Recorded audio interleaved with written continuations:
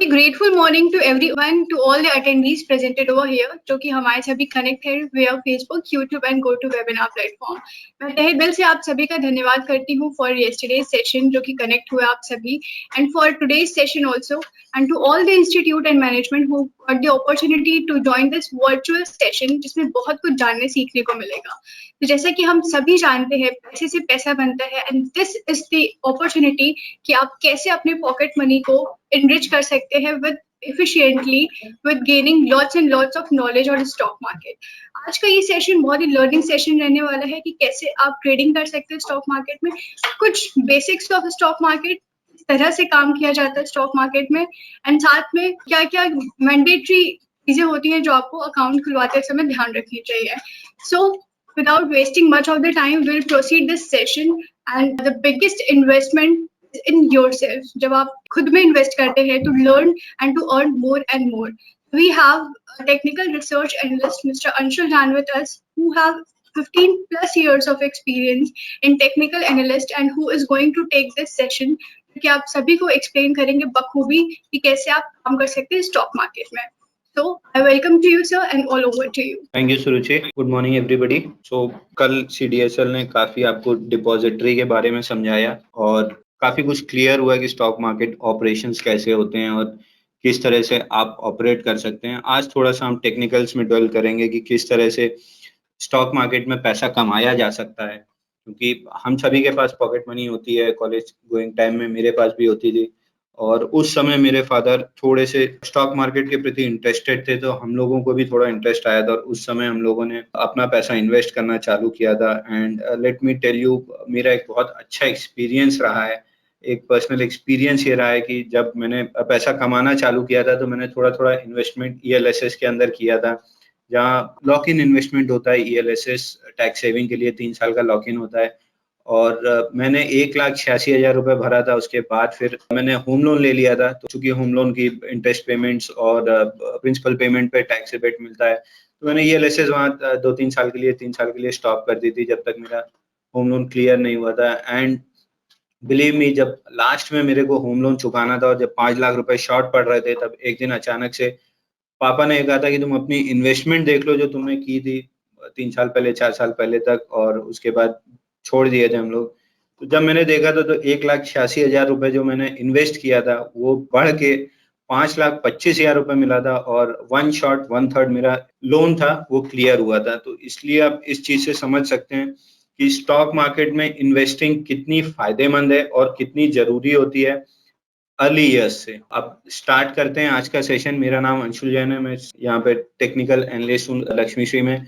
मेरा काम लोगों को एडवाइस करना है कि क्या चीज आपको खरीदनी चाहिए, क्या बेचनी चाहिए in short term and long term. हम लक्ष्मी श्री में सभी तरह के लोगों को केटर करते हैं. जनरली 3 तरह के कैटेगरी होती है. अगर आप कभी स्टॉक मार्केट को डीपली स्टडी करने जाएंगे तो आप देखेंगे 3 तरह की कैटेगरीज होती हैं. एक डे ट्रेडर होता है, एक स्विंग ट्रेडर होता है और एक पोजिशनल ट्रेडर होता है. पोजिशनल ट्रेडर को आप इन्वेस्टर भी कह सकते हैं, जो जनरली बाई एंड होल्ड करते हैं.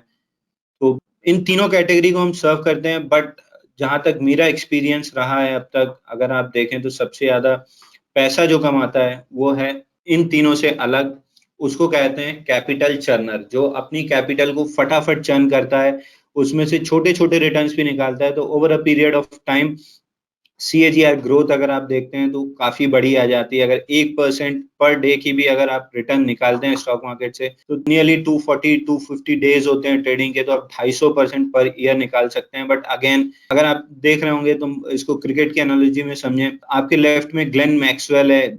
हम सबको इसकी बैटिंग स्टाइल बहुत पसंद है. लगभग सहवाग या जयसूर्या स्टाइल की बैटिंग करता है.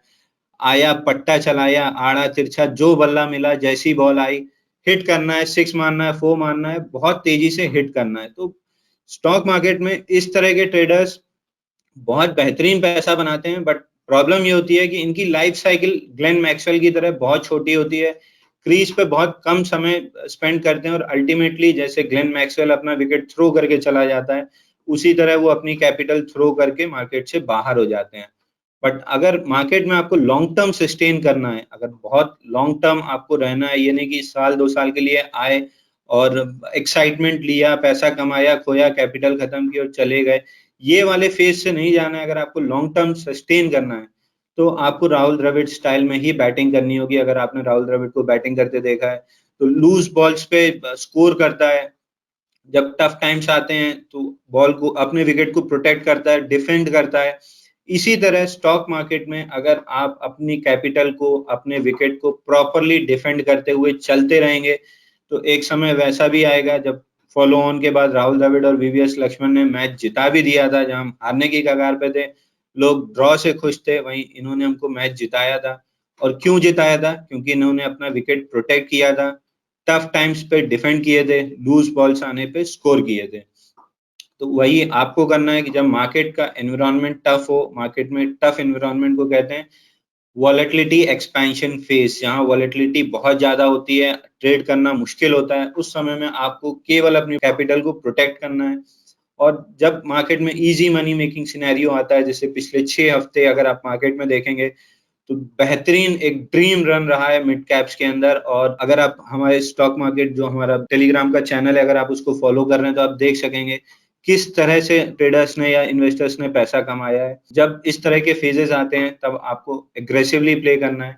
जब टफ फेजेस आते हैं, वॉलेटिलिटी एक्सपैंड होती है, तब आपको तो अपनी कैपिटल प्रोटेक्ट करना है। अगर ये एक बेसिक चीज जो भी समझ जाता है, मान के चलिए स्टॉक मार्केट का वो राहुल द्रविड़ बन के लंबी इनिंग्स प्ले करता है। एक छोटी सी चीज, आजकल जनरली मैं बहुत सोशल मीडिया पे मैं एक्टिव रहता हूँ, यूट्यूब पे काफी मेरा समय खर्च होता है, क्योंकि यूट्यूब एक ऐसी चीज है जहाँ आप कोई भी चीज आप सर्च करना चाहेंगे उसके इन्फॉर्मेशन के ऊपर आपको एन नंबर ऑफ वीडियोस मिलेंगे। और आज की डेट में काफी डेटा अवेलेबल रहता है मोबाइल में। पहले 1 GB डेटा महीने भर में खर्च करना होता था, आज 1.5 GB डेटा रोज मिलता है। तो मैं सजेस्ट करूंगा कि आप कम से कम 1 घंटा शाम को या आधा घंटा स्टॉक मार्केट के कोई भी एक टॉपिक को उठा के यूट्यूब पे सर्च कीजिए। बहुत इन्फॉर्मेशन मिलेगी और बहुत कुछ सीखने मिलेगा, और यहाँ पे इन्फॉर्मेशन ही नॉलेज है। तो आज का सेशन एंड होते होते हम भले आपको अर्जुन बनाए ना बनाए, एटलीस्ट अभिमन्यु वाली कैटेगरी से बाहर लेके आएंगे कि अगर आप स्टॉक मार्केट में आते हैं तो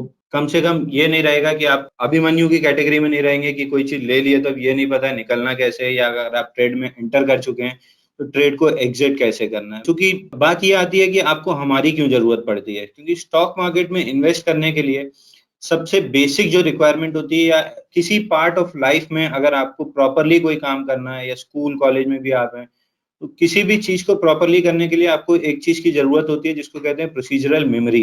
प्रोसीजरल मेमोरी क्या होती है? ये एक मैनुअल की तरह होता है कि आपको किसी काम को किस तरह से करना है। बहुत छोटा सा एग्जांपल मैं लेता हूँ।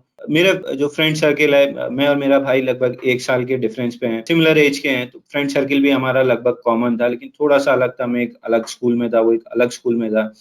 तो हम जब उसके बर्थडे पे उसके फ्रेंड्स के साथ बाहर गए थे, तो हम लोग एक पिज्जा स्टोर गए थे, और काफी सोफिस्टिकेटेड थे उसके फ्रेंड्स, जो पिज्जा वगैरह भी फोक से खाते थे, और मैंने उसके पहले कभी फोक यूज नहीं किया था। तो I was struggling to eating with folk, और वो बड़े आराम से खा रहे थे। तो उस समय काफी मतलब एम्बैरेस फील हुआ, और कुछ लोग हंसे भी।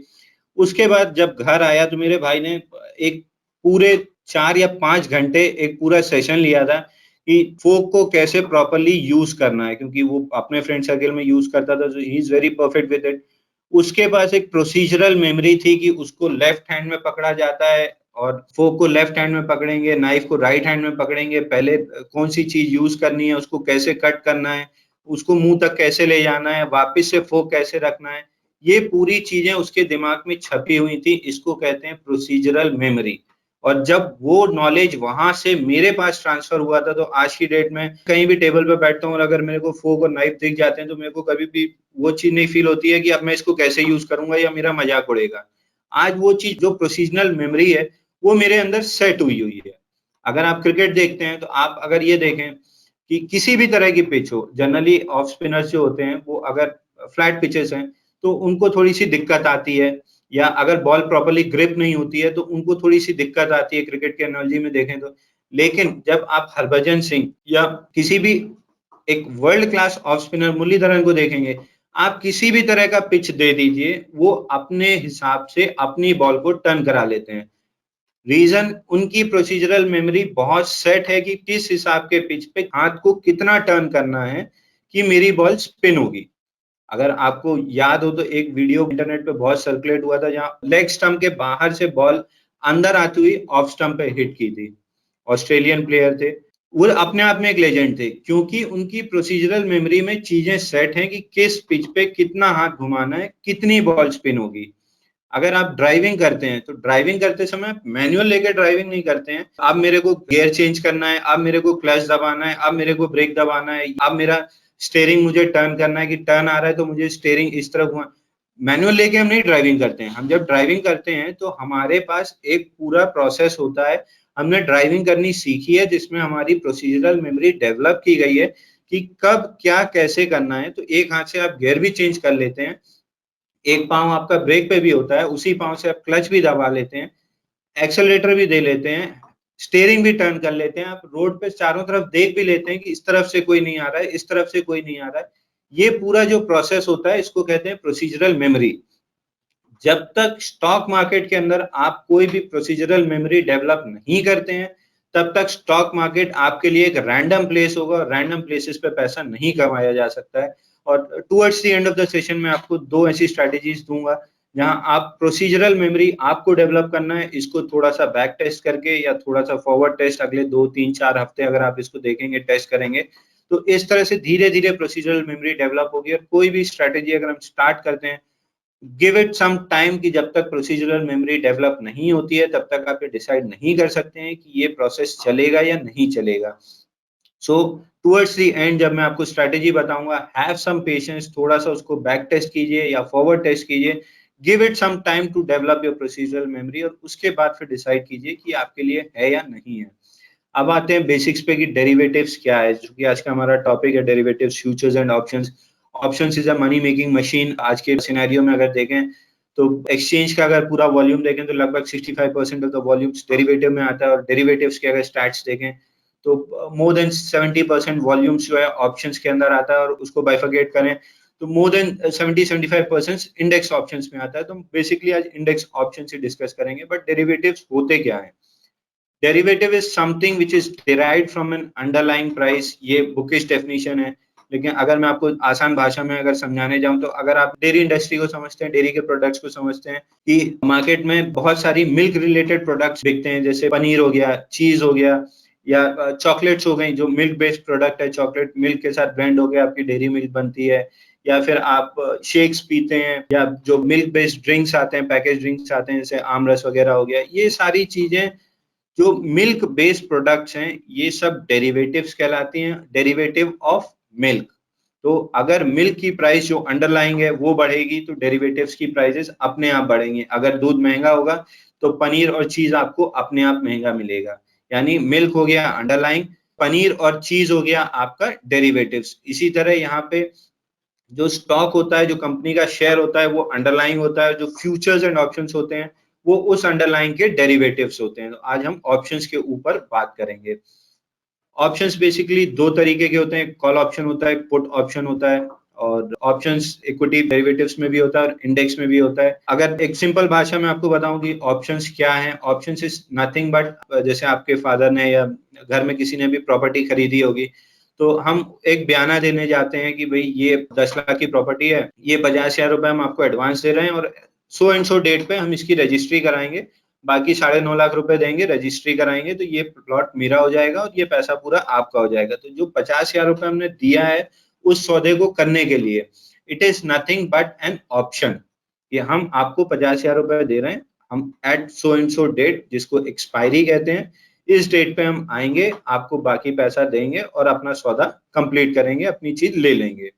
उसी तरह स्टॉक मार्केट में ऑप्शंस होते हैं कि आप अगर कोई सौदा करने जा रहे हैं तो आप ऑप्शन उसका लेते हैं, एन नंबर ऑफ डेट पे या एक्स डेट पे आके उस पे अगर आपको वाइबल लगता है तो आप उस सौदे को एक्सिक्यूट करते हैं, नहीं तो जो ऑप्शन प्रीमियम आपने दिया है वो जीरो हो जाता है। तो call option is nothing but कि अगर आपको तेजी लग रही है मार्केट में कि सो एंड सो शेयर का प्राइस अगले 6 महीने में बढ़ेगा या अगले 1 महीने में बढ़ेगा, तो आप कॉल ऑप्शन बाई करके चलते हैं। और अगर आपको लगता है कि यहाँ पे स्टॉक मार्केट में सबसे अच्छी चीज एक ये है कि अगर कोई चीज की वैल्यू गिर भी रही है तो आप उसमें से प्रॉफिट कमा सकते हैं। अगर आपको लगता है कोई शेयर गिरने वाला है तो आप उसका पुट ऑप्शन बाई करके रख सकते हैं। ऑप्शन दोनों सेगमेंट में, इक्विटी ऑप्शंस और इंडेक्स ऑप्शंस। इंडेक्स वो है जो रिप्रेजेंट करता है एक पूरे मार्केट को, जैसे निफ्टी इंडियन मार्केट को रिप्रेजेंट करती है, बैंक निफ्टी इंडिया के बैंकिंग सिस्टम को रिप्रेजेंट करती है, बैंकिंग के सारे शेयर्स उसमें अवेलेबल है, सबसे ज्यादा वॉल्यूम जो ट्रेड होता है वो इंडेक्स ऑप्शन में और निफ्टी और बैंक निफ्टी में ट्रेड होता है। दोनों कैश सेटल्ड हैं, आप जो भी प्रीमियम पे करते हैं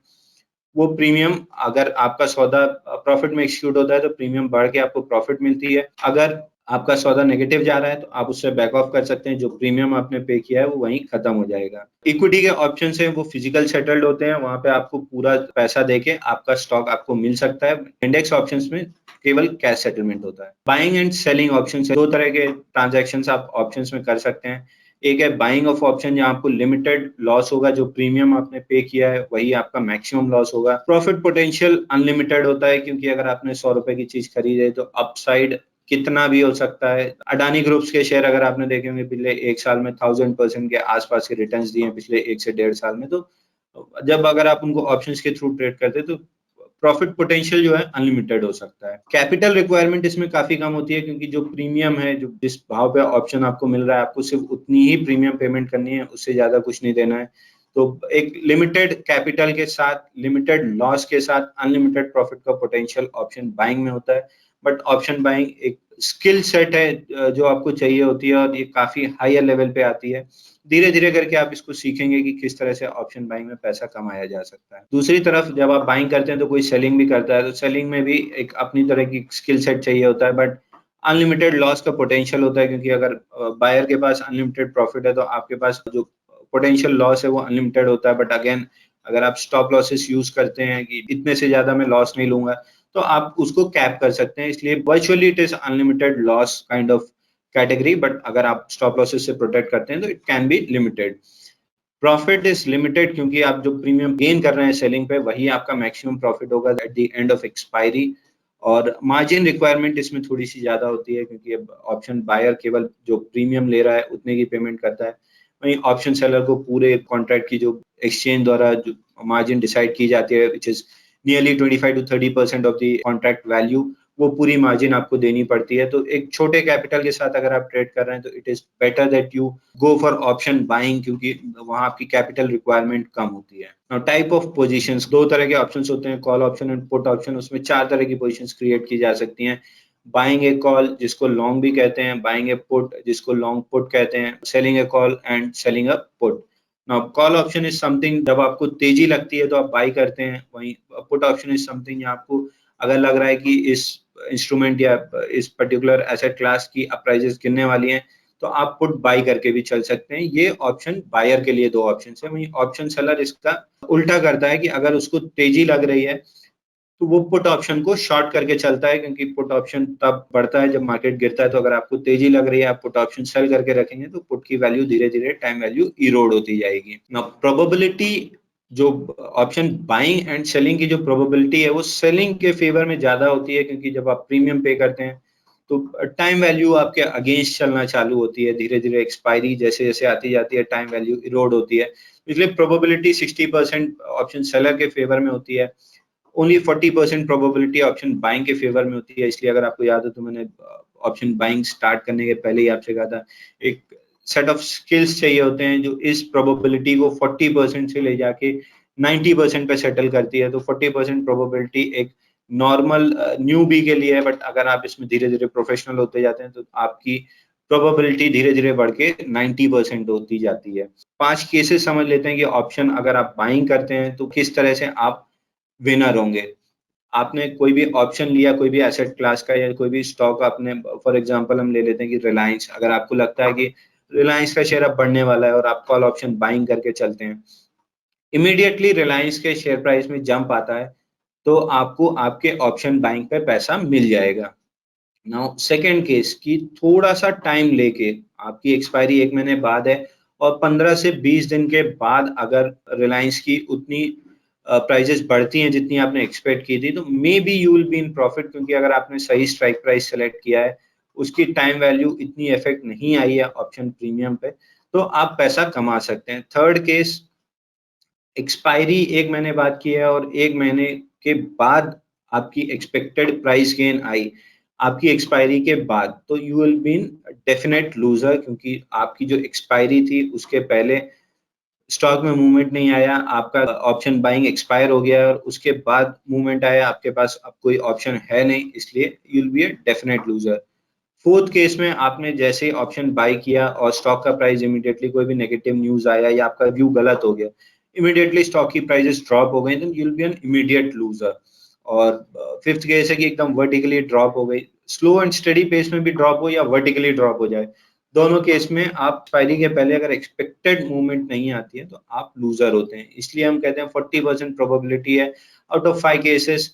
एक केस है जहां आप सर्टेनली विनर होंगे, सेकंड केस में may be you'll be a winner, but third fourth and fifth case definitely you'll be a loser. इसलिए ऑप्शन बाइंग की प्रोबेबिलिटी कम होती है।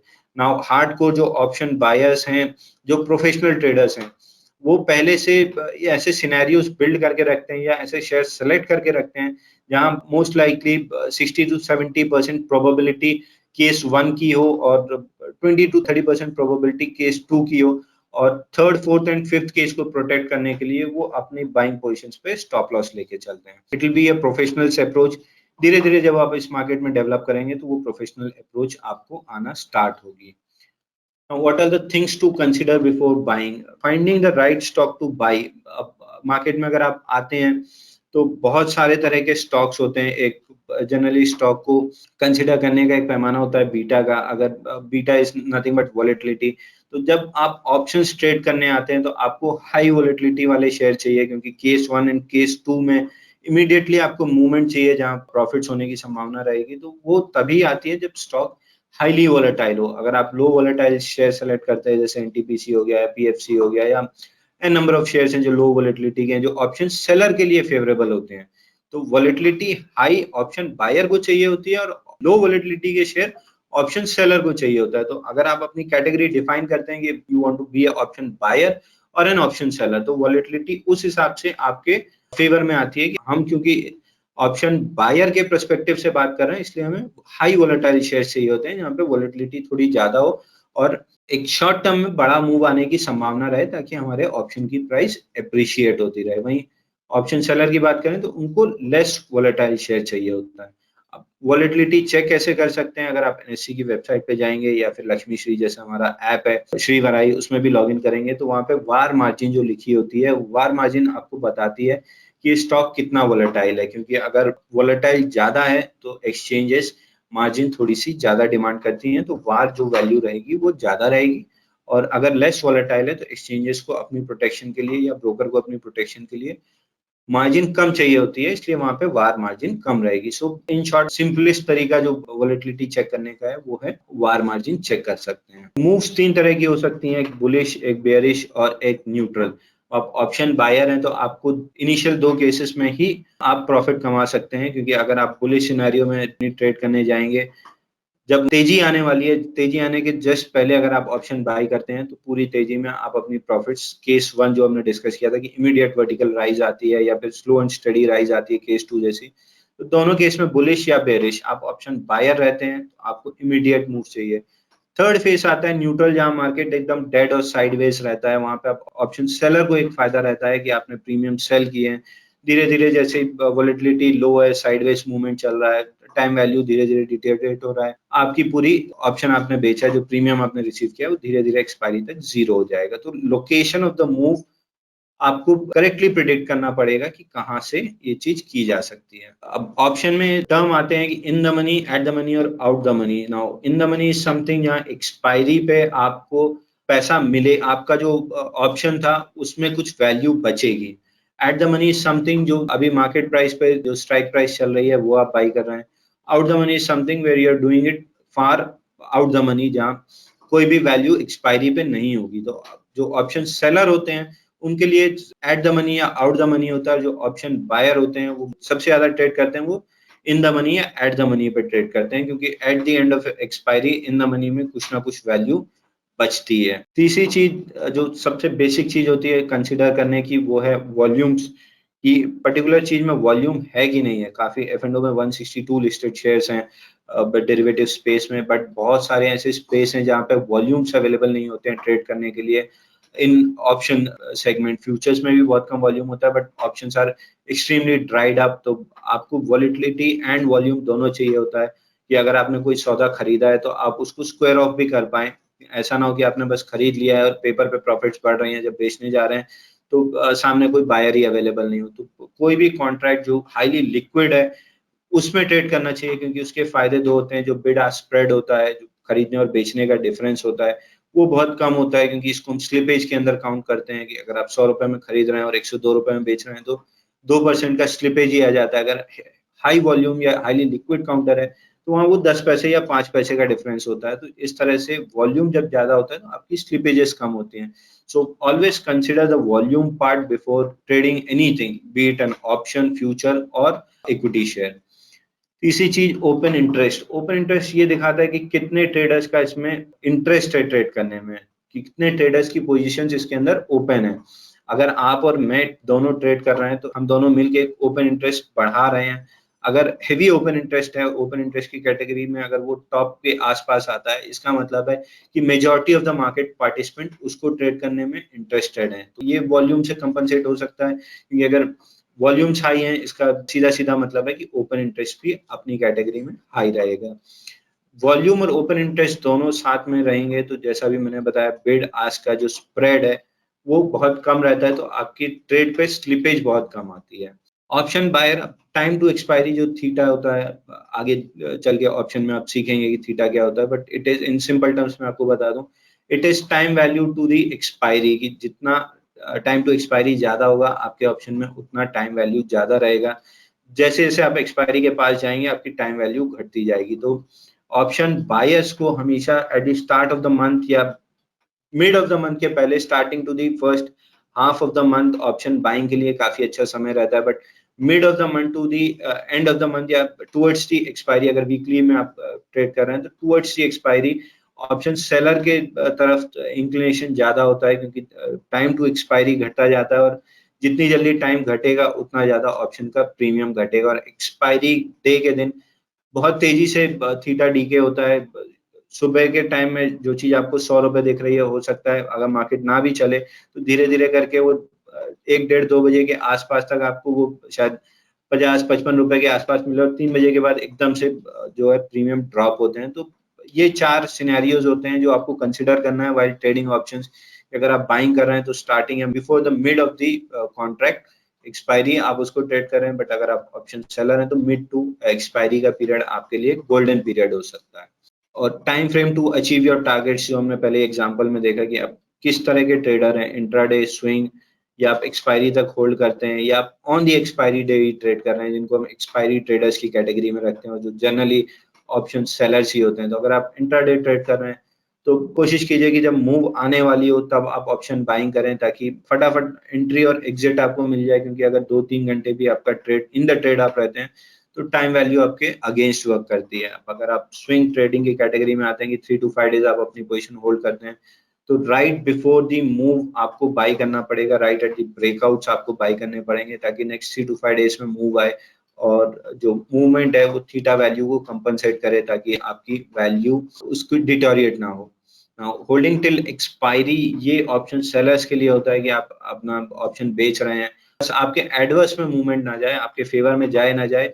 अगर नहीं भी जाती है तो time value will take care of itself, और टुवर्ड्स द एक्सपायरी वो चीज जीरो हो जाएगी। और ऑन द एक्सपायरी डे अगर आप ट्रेड कर रहे हैं तो बस आपको ये फोकस में रखना है कि आप गलत ना हो। अगर आप सही नहीं भी होते हैं, बीट न्यूट्रल, आपका व्यू न्यूट्रल रह जाता है, तो भी टुवर्ड्स द एक्सपायरी आपकी वैल्यू जीरो हो जाएगी and get to gain all the premiums जो आपने बेचे हैं। बायर्स के लिए जो टाइम वैल्यू एक दुश्मन की तरह काम करती है, सेलर्स के लिए time value is the friend, जो वो प्रॉफिट उनको कमा के देती है। इनके लिए एक चीज कंसीडर करते हैं कि वीकेंड्स और एक्सचेंज हॉलीडेज जहाँ मार्केट बंद होता है वहाँ टाइम वैल्यू बहुत तेजी से घटती है। जैसे फ्राइडे मार्केट बंद होता है, उसके बाद सीधे मंडे ओपन होता है, तो सैटरडे और संडे की जो टाइम वैल्यू होती है वो मंडे ओपनिंग में ही उतनी घट के मिलती है ऑप्शन बायर को, वहीं ऑप्शन सेलर के लिए ये प्रॉफिट होता है। तो आप ये चीज कंसीडर करना होता है कि अगर आप ऑप्शन बाइंग को कैरी कर रहे हैं तो वीकेंड्स पे या एक्सचेंज, अगर नेक्स्ट एक्सचेंज हॉलीडे है तो कोशिश कीजिए कि ऑप्शन बाइंग को आप कैरी करके ना ले जाएं, क्योंकि टाइम वैल्यू आपके अगेंस्ट में काम करती है। अब जो मेजर इंपॉर्टेंट चीज है वो इसमें ये है कि ऑप्शंस में आप जनरली फ्यूचर्स में ट्रेड करेंगे या आप इक्विटीज में ट्रेड करेंगे तो आप परसेंटेज टर्म्स में बात करेंगे कि मैंने 100 रुपए की चीज ली थी, मेरी 105 की हो गई, यानी 5% का रिटर्न मिला, या 120 रुपए की हो गई, मुझे 20% का रिटर्न मिला। But when you are talking in terms of option, आपको पैसे की भाषा में बात करनी होगी, not in terms of percentage जो सीए की भाषा है। क्योंकि ऑप्शंस में अगर आप परसेंटेज में बात करेंगे तो यू आर बाइंग समथिंग और वो जीरो हो जाती है, it will be 100% loss. And अगर आपने कोई चीज ली है ऑप्शंस में, क्योंकि मल्टीफोल्ड गेन्स होते हैं, आप शायद आपने 10 रुपए का ऑप्शन लिया है और लेने के बाद एकदम वर्टिकली मूव आती है 10-20% की, तो आपकी जो ऑप्शन 10% की भी अगर आती है तो आपने शायद जो ऑप्शन बाई किया है उस पर आपको 10 फोल्ड्स का रिटर्न मिलेगा। बट अगर मूवमेंट नहीं आती है तो वो जो छोटा सा प्रीमियम आपने पे किया है वो पूरा जीरो हो जाएगा, which is 100% loss of capital. अगर जब आप परसेंटेज टर्म्स में बात करेंगे तो ये चीज एक गलत रिप्रेजेंटेशन देती है, क्योंकि आप 100% ऑफ द कैपिटल लूज जरूर करेंगे, but it will be a very small part of your entire capital.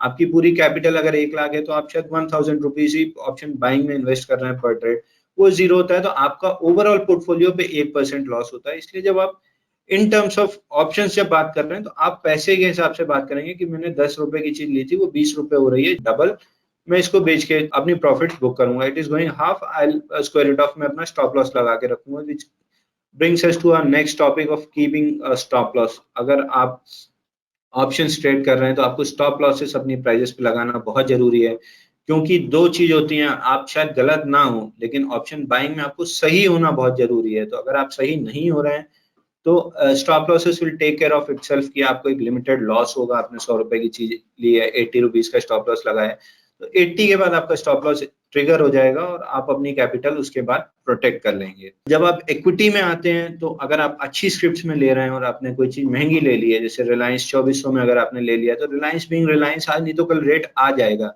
लेकिन बीच में मार्केट वॉलिटिलिटी में रिलायंस गिर के 1900 रुपए तक आया, तो you can average a good stock when it is going down, क्योंकि आपके पास समय है, वो लेके आप डीमैट अकाउंट में रख देंगे। जैसे कल सर ने हमको समझाया कि हम अपने डीपी के अकाउंट में उस स्टॉक को रख देंगे, हमारे पास कोई टाइम लिमिट नहीं है, अगले 5 नहीं 10 साल तक हम उसको रख सकते हैं। But when you are talking options, आपके सामने एक एक्सपायरी डेट खड़ी है कि महीने के आखिरी थर्सडे में वो चीज एक्सपायर होगी ही होगी। तो यहाँ पे लॉसेस को एवरेज नहीं करना है। अगर आपने कोई चीज 100 रुपए में ली है तो आप जाके 80 या 70 रुपीज में उसको एवरेज नहीं करेंगे, you will trigger your stop loss और उससे एग्जिट करेंगे, then sit back, have a fresh look at the stock कि आप कहाँ गलत हैं, then trade again. Don't ever average your losses in derivative segment, be it future or option. आप multi bagger stock market में नए आए तो ये टर्म बहुत जल्दी आपको अट्रैक्ट करेगा, क्योंकि यही चीज होती है जो स्मॉल इन्वेस्टर्स को अट्रैक्ट करती है और ट्रैप बनाती है, विच इज मल्टी बैगर। और जो आज के सिनेरियो में जो लोग ट्रैप करने जाते हैं वो ऑप्शंस में मल्टी बैगर की बात करते हैं कि 10 रुपए का आपको ऑप्शन दिलाएंगे, वो 1000 रुपए हो जाएगा। बट मेक श्योर ऑप्शंस में से मल्टी बैगर जैसी कोई चीज नहीं होती है। इन terms of risk reward options अगर आप ट्रेड करेंगे कि मैंने 100 रुपए की रिस्क ली है तो मुझे 200 या 300 रुपए प्रॉफिट मिलना चाहिए, अगर आप रिस्क रिवॉर्ड के टर्म्स में ऑप्शंस ट्रेड करेंगे you will make it big. लेकिन अगर आप मल्टी बैगर के चक्कर में जाएंगे तो आप ग्लेन मैक्सवेल की तरह ट्रेड करेंगे, या तो 2 बॉल में 6 लगेगा और तीसरी बॉल में आप अपना विकेट दे बैठेंगे। Trading options is something like T20, जहां आपको अगर आप बहुत स्पीड में रन बनाने की कोशिश करेंगे तो eventually you lose your wicket. अब एक चीज आती है events. Events can be something like corporate event और मार्केट इवेंट और इकोनॉमिक इवेंट, जिसमें कंपनी का रिजल्ट आ रहा है या कोई किसी तरह का ऑर्डर या कुछ तरह कोई अनाउंसमेंट आने वाला है, एजीएम है, या मार्केट रिलेटेड अगर है तो बजट हो सकता है, या कोई इलेक्शन के रिजल्ट आने वाले हैं, या जीडीपी के नंबर्स आने वाले हैं, आईआईपी के नंबर्स आने वाले हैं। इस समय पे क्या होता है, ऑप्शंस प्राइसेस एकदम स्पाइक होती हैं और generally spikes are not long lived in option prices. तो जब इस तरह की स्पाइक आने वाली रहती है, आप थोड़ा सा पीछे बैठिए, सिट बैक, रिलैक्स, उस स्पाइक को आके निकल जाने दीजिए, उसके बाद आप ट्रेड करने जाइए। क्योंकि अगर स्पाइक के अंदर आपने बाई कर लिया है तो इवेंचुअली 99.95% टाइम्स वो चीज लॉस में कटती है। 0.05% प्रोबेबिलिटी होती है कि उसके अंदर कोई भी एमेच्योर पैसा कमा लेगा। अगर आप प्रोफेशनल ट्रेडर्स की बात करें तो वो ऐसे सिनेरियोस को 100% अवॉइड करके चलते हैं, क्योंकि जहां विनिंग प्रोबेबिलिटी 0.05% है, वहां जाके मैं अपनी हार्ड अर्न कैपिटल क्यों रिस्क करूंगा। इवेंट्स के पहले और वोलेटिलिटी भी थोड़ी सी बढ़ी हुई होती है। ऑप्शन प्रीमियम का एक पार्ट होता है वोलेटिलिटी, विक्स जिसको हम कहते हैं, वेगा, वो इस समय बढ़ी हुई होती है और इवेंट्स निकलने के बाद वोलेटिलिटी कम होती है तो ऑप्शन प्राइस अपने आप घट जाती है। Being new to the market इतना डीप जाने की जरूरत नहीं है, बस if you avoid certain events और spikes you're good enough with your option buying positions. अब दो स्ट्रैटेजी की बात कर लेते हैं कि किस तरह से ट्रेड्स की जा सकती हैं। एक टर्म होता है pivot point, which is nearly 300-year-old concept, 300 साल पहले से चला आ रहा है, and till date it is very effective.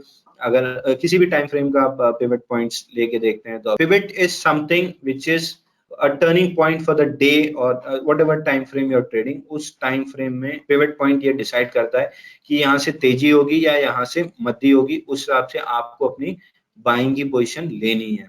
So pivot is calculated as high plus low plus close divided by 3 of that time period। अगर आप वीकली में जा रहे हैं तो वीकली हाई लो क्लोज को 3 से डिवाइड करेंगे, अगर आप डेली पे जा रहे हैं तो डेली हाई लो क्लोज से डिवाइड करेंगे, या मंथली ले रहे हैं तो मंथली के हिसाब से लेंगे। अब support is pivot minus high and resistance is pivot minus low.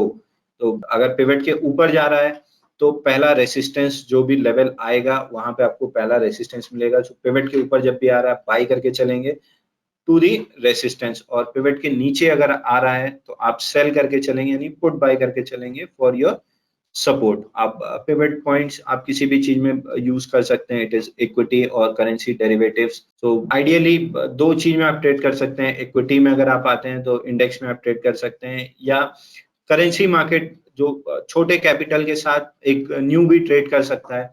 तो इक्विटी में अगर आप आ रहे हैं तो ऑप्शन बाइंग आप करके चल सकते हैं, it requires a small capital. But अगर करेंसी मार्केट में भी अगर आते हैं तो छोटे कैपिटल के साथ आप ऑप्शन सेलिंग भी कर सकते हैं। Option buying with pivot points is very simple strategy, कि अगर पिवट पॉइंट तोड़ते हुए चीज ऊपर जा रही है तो आप कॉल बाई करके चलेंगे, पिवट पॉइंट तोड़ते हुए कोई चीज नीचे जा रही है तो आप पुट ऑप्शन बाई करके चलेंगे। टारगेट्स आपके सपोर्ट एंड रेसिस्टेंस हो गए। अगर पिवट पॉइंट ऊपर की तरफ टूट रहा है तो आप पिवट का कॉल ऑप्शन बाई करेंगे फॉर रेसिस्टेंस 1। पिवट पॉइंट नीचे की तरफ टूट रहा है तो आप पुट ऑप्शन बाई करेंगे with the target of support 1। Now coming to currency market, जहां स्मॉल कैपिटल से ऑप्शन सेलिंग कर सकते हैं, वहां पे आप वीकली या मंथली जो भी आप सिलेक्ट करते हैं टाइम फ्रेम। यहाँ मंथली पर्सपेक्टिव से बात करेंगे कि पिछले मंथ का हाई लो एंड क्लोज लेके आप पिवट पॉइंट कैलकुलेट करेंगे, सपोर्ट 1 एंड सपोर्ट 2 कैलकुलेट करेंगे। एंड अगर आप स्ट्रैडल बेच रहे हैं तो आप जो पिवट पॉइंट है उसका स्ट्रैडल, जो जैसे मान लेते हैं कि अगर आप डॉलर में ट्रेड कर रहे हैं 75 पिवट आपका आता है, तो आप 75 का कॉल एंड पुट दोनों भेज देंगे इन USD INR, और आपका स्टॉप लॉस जो होगा वो S1 या R1 के बाहर जब जाके डॉलर क्लोज होगा तब आप एग्जिट करेंगे। Now this can be replicated in equity as well. आप रिलायंस सेलेक्ट करें, निफ्टी, बैंक निफ्टी जो भी सेलेक्ट करते हैं, but capital requirement is high in equity option selling and low in currency segment. USD INR में अगर आप जैसे पिवट 75 आता है, आपने स्ट्रैडल बेचा है तो S1 और R1 जो भी आपका कैलकुलेटेड आएगा। लक्ष्मी श्री का जो हमारा सॉफ्टवेयर है श्री वराई, उसमें डेली अगर आप लॉगिन करते हैं तो डेली का S1 R1 दिखता है। इस चीज को अगर आप इंट्राडे करना चाहते हैं या डे टू डे करना चाहते हैं तो आप केवल इस चीज को जो यहाँ पे मंथली लिखा हुआ है उसको डेली से रिप्लेस कर सकते हैं। आप जब श्री वराई मोबाइल लॉगिन करेंगे और USD INR या कोई भी प्रोडक्ट जो भी आपको ट्रेड करना है वो ओपन करेंगे तो उसमें डेली का pivot S1 R1 S2 R2 S3 R3 चारों चीजें उसमें ऑटोमेटिकली कैलकुलेटेड दी हुई हैं। तो आपके लिए चीजें आसान होंगी देखना। उसमें आप पिवट का कॉल और पुट लगाइए, दोनों बेच दीजिए। स्टॉप लॉसेस आपके डिफाइन है कि S1 या R1 के बाहर जाके अगर क्लोज हो रहा है तो आप एग्जिट कर सकते हैं। Second idea over here is straddle के अलावा एक कॉन्सेप्ट होता है स्ट्रैंगल्स का, जहां आप पिवट की कॉल और पुट बेचने की जगह S1 और R1 जो आपका एक्सट्रीम्स रेंज निकल के आई है, आप S1 नीचे का पुट बेचेंगे और R1 के ऊपर का कॉल बेचेंगे, और जैसे जैसे दिन खत्म होता जाएगा दोनों की वैल्यूज गिरेंगी और आप उसमें प्रॉफिट कर सकते हैं। सो ये जो मंथली है वो एक long term sustainable wealth develop करेगा, लेकिन अगर आप डेली बेसिस पे इसको करते हैं तो एक रेगुलर इनकम आपके लिए जनरेट हो सकती है, which can be an additional to your pocket money. तो अगर आप डेली करते हैं तो दोनों के लेवल्स आपको अवेलेबल रहेंगे। श्री वराई का मोबाइल ऐप आपको लॉग इन करना है, वॉच लिस्ट में अपनी स्क्रिप्ट लगानी है और स्क्रिप्ट पे जाके केवल टेक्निकल्स पे क्लिक करेंगे तो वहाँ पिवट S1 R1 तीनों चीजें आपको वहाँ अवेलेबल होंगी देखने के लिए। एंड एक मेरे पंजाबी दोस्त हैं, उनके फादर हमेशा एक कहावत कहते हैं कि सर सलामत तो पगड़ी हजार। तो इस मार्केट में काफी ट्रैप्स भी अवेलेबल होते हैं, तो आपका पहला टारगेट होना चाहिए वो होना चाहिए कैपिटल प्रोटेक्शन का। मार्केट्स आपको ट्रैप कर सकते हैं, तो ट्रैप से बचने के लिए जो मैंने बार बार आपको कॉन्सेप्ट बताया है, ये have stop losses in place. अगर आपके स्टॉप लॉसेस लगे हुए हैं तो आप मान के चलिए कि आप इन तरह के ट्रैप से हमेशा प्रोटेक्टेड रहेंगे, आप अपनी कैपिटल वाइप आउट नहीं करेंगे और इस मार्केट में आपकी जो लाइफलाइन है या जो आपकी लाइफ है या ऑक्सीजन है इस मार्केट की, वो है आपकी कैपिटल। अगर आपकी कैपिटल प्रोटेक्टेड है तो आप हमेशा मार्केट से छोटा छोटा पैसा कमाते रहेंगे। कैपिटल खत्म हो गई तो आपकी ऑक्सीजन खत्म, you are dead into the market. So पहला, चूंकि आप नए स्टार्ट कर रहे हैं, प्रोफेशनल्स के लिए ये चीज हमेशा फर्स्ट प्रायोरिटी होती है। आप नया स्टार्ट कर रहे हैं इसलिए मैं आपको बता दूं कि रिटर्न ऑफ कैपिटल पहला आपका फोकस होना चाहिए, कि अगर आप कहीं पे पैसा लगा रहे हैं तो रिटर्न ऑफ कैपिटल होना चाहिए। उसके बाद सेकंड प्रायोरिटी आपकी रिटर्न ऑन कैपिटल होना चाहिए, क्योंकि कैपिटल रहेगी तो रिटर्न ऑन कैपिटल मिलता रहेगा, लेकिन रिटर्न ऑफ कैपिटल ही नहीं रहेगी तो बिना कैपिटल के आप रिटर्न ऑन कैपिटल क्या निकालेंगे। इसलिए मेक श्योर इस जो स्ट्रैटेजी जो मैंने आपको बताई है, इसको अगर आप डे ट्रेड करते हैं, कल से जाके आप लक्ष्मी में अकाउंट खोलते हैं और कल से जाके आप ट्रेड करना चालू करते हैं अपनी छोटी सी कैपिटल के साथ, सो मेक श्योर दैट आपका अगला 1 साल का ऑब्जेक्टिव होना चाहिए, वो यही होगा कि आपका पहला and prime objective for the next 1 year should be return of capital. अगले 1 साल में अगर यहाँ से आप स्टार्ट करते हैं और 1 साल बाद आप अपने कैपिटल पे खड़े रहते हैं, आपकी कैपिटल इंटैक्ट रहती है, तो मैं आपको गारंटी कर रहा हूँ कि विद नेक्स्ट ईयर, 1 साल बाद जब आपके पास अच्छा एक्सपीरियंस होगा, मार्केट्स के अप्स एंड डाउन्स आप देख चुके रहेंगे, उसके बाद आपके लिए चीजें बहुत आसान होंगी पैसा बनाने के लिए। तो पहली साल आपका ऑब्जेक्टिव होना चाहिए return of capital, next year से आपका ऑब्जेक्टिव होना चाहिए return on capital. So with that, I'll end my presentation. Thank you. Thank you so much sir for this wonderful session and thank you all the attendees जिन्होंने patiently ये webinar ये जो session है वो सुना and अपना जो Sunday का time है वो successfully devote किया है to learn and to earn more and special vote of thanks to the institute and to the management जिन्होंने ये opportunity दी अपने students को, जिससे वो stock market के बारे में बहुत कुछ जान सके and साथ में अपना career build कर सके, because ये जो फाइनेंशियल सेक्टर है that has been considered as the biggest sector in the economy. So moving ahead with the question answer session, we are having lots and lots of question on this session. सबसे पहला query तो आ रहा है, जैसे कि हमारे साथ connected है बिगिनर्स भी हैं एंड कुछ ऐसे स्टूडेंट्स भी हैं जिनका पहले से भी एक्सपीरियंस रहा है स्टॉक मार्केट में। तो जो क्वेरी आ रही है हमारे क्वेश्चन बॉक्स में वो ये है कि बिगिनर्स है वो किस तरह से इन्वेस्ट कर सकते हैं स्टॉक मार्केट में। जैसे मल्टीपल ऑप्शंस होते हैं, इक्विटी है, डेट है, mutual fund is also there, IPOs का जो सेशन है वो भी कंटिन्यू है बाजार में, साथ में ईटीएफ्स है एंड ट्रेडिंग भी है। ट्रेडिंग में अगर देखा जाए तो कहीं ना कहीं पोजिशनल व्यू भी है एंड इंट्राडे ट्रेडिंग भी है। तो क्या रिकमेंड करना चाहेंगे सर आप बिगिनर्स के लिए? देखिए, मैं आपको इसके लिए एक स्टोरी बता देता हूँ, अगर नहीं सुनी है तो आगे संडे है, आराम से बैठ के इसके ऊपर रिसर्च कीजिएगा। एक कंपनी है एवेन्यू सुपरमार्ट जो स्टॉक मार्केट में लिस्टेड है, जिसका शेयर का नाम है डी मार्ट। ये बिग बाजार की तरह एक रिटेल चेन है जो अभी बनारस में नहीं आया या यूपी में नहीं आया, बॉम्बे साइड में या गुजरात साइड में इनके बहुत बड़े स्टोर्स हैं। ये बिग बाजार की तरह एक बड़ा स्टोर है जो अपने मल्टी ब्रांड स्टोर है जहाँ पे एफएमसीजी गुड्स बिकते हैं। इनके प्रमोटर का नाम है राधा कृष्ण दमानी। अगर आप स्टडी करेंगे, राधा कृष्ण दमानी इंडिया के सबसे बड़े इन्वेस्टर हैं जिनने इन्वेस्टमेंट से इतना पैसा कमाया था कि इन्होंने एवेन्यू सुपरमार्ट की नींव रखी थी 10 या 20 हजार या इस तरह का पैसा रखते हुए, और इस तरह के पैसे से चालू किया था। जब एवेन्यू सुपरमार्ट की नींव रखी थी तो कुछ करोड़ रुपए से रखी थी, और आज ये एक इंडिया के टॉप 10 जो रईसों में से हैं उनमें से आते हैं। राकेश झुनझुनवाला से भी ज्यादा पैसा इनके पास है, जो जिनको हम स्टॉक मार्केट का ग्रेटेस्ट इन्वेस्टर कहते हैं, ये उनके गुरु हैं। तो इनकी जो मेजॉरिटी ऑफ जो पैसा इनने कमाया है, अगर हम मान लेते हैं कि इनने 100 रुपए कमाया है, तो 100 रुपए में से 90 रुपए जो इनने कमाया है वो एवेन्यू सुपरमार्ट के शेयर से इनने कमाया है, क्योंकि इनने जब स्टार्ट किया था एक छोटी सी कंपनी थी और आज वो कंपनी बहुत कम से कम 1000 गुनी बड़ी हो चुकी है। बट उस कंपनी को स्टार्ट करने के लिए कैपिटल की रिक्वायरमेंट होती है, और वो कैपिटल जो इन्हें कमाई थी वो स्टॉक मार्केट की ट्रेडिंग से कमाई थी। तो अब आप ये देख सकते हैं कि स्टॉक मार्केट की ट्रेडिंग अगर इन्होंने नहीं की होती या स्टॉक मार्केट में नहीं आए होते पैसा कमाने के लिए, तो इनके पास इतना कैपिटल कभी नहीं होता कि ये एक बड़े इन्वेस्टर बन के बड़ा बिजनेस चालू करके टॉप 10 रईसों में आ पाते। तो स्टॉक मार्केट एक वो प्लेस है यहाँ छोटे कैपिटल से भी अगर आप स्टार्ट करते हैं ना, बहुत बड़ा पैसा कमा सकते हैं। तो स्टॉक मार्केट अगर आपकी कैपिटल छोटी है, सो आई वुड सजेस्ट कि आप छोटे छोटे ट्रेड से चालू करें। अब गिवन यू स्ट्रैटेजी, अगर उसको फॉलो करते हैं आप, So surely you can make some money. All right, sir. This was a good suggestion for the beginners as well as for those जिन्होंने भी stock market में पहले भी experience gain किया हुआ है.